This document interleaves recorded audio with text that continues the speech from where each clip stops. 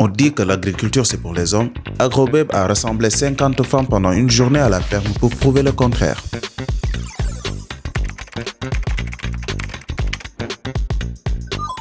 Alors, qu'est-ce qui vous pousse à vous intéresser à l'agriculture? On m'a forcé. Qui vous a forcé? Elle, ma voisine. On aime la terre. On aime la terre. On aime chez l'environnement. C'est l'agriculture, c'est l'avenir. Et pourquoi selon vous c'est l'avenir? Je pense qu'il y a un mouvement qui se met en place et que ça éveille des consciences des jeunes. C'est à nous de faire en sorte que ça arrive en fait. On a la terre, on a l'eau, on a tout ce qu'il faut. Il faut juste qu'on s'y mette. On a tout pour Et manger. c'est un secteur, les gens pensent que c'est voilà, pour les agriculteurs, alors que non. Ça peut être un secteur d'investissement comme tous les autres secteurs. Et les femmes travaillent très bien la terre.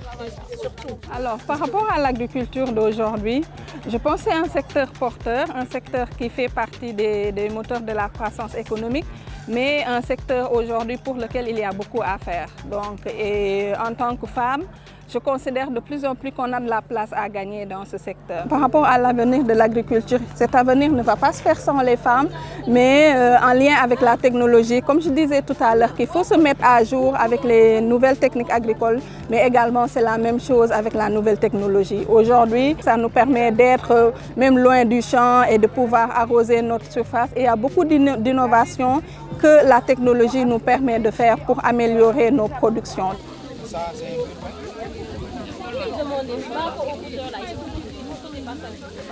Je veux être indépendante, donc je veux faire de l'agriculture, mais avec de l'impact parce que je suis dans le développement.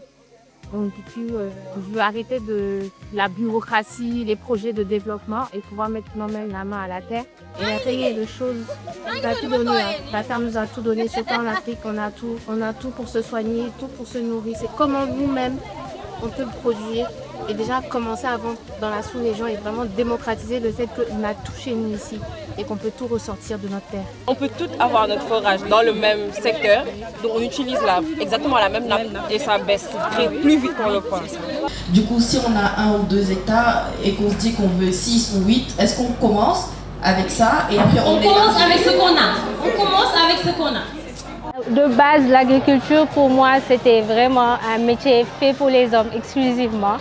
Mais je me suis rendu compte que ce n'était pas seulement le champ, mais qu'on avait beaucoup d'opportunités, beaucoup de choses à faire. Elle veut faire de l'agriculture, mais sa mère trouve que c'est un travail pour hommes et qu'elle devrait plutôt faire le concours de la crème, enfin concours crème, pour devenir enseignante à l'école primaire.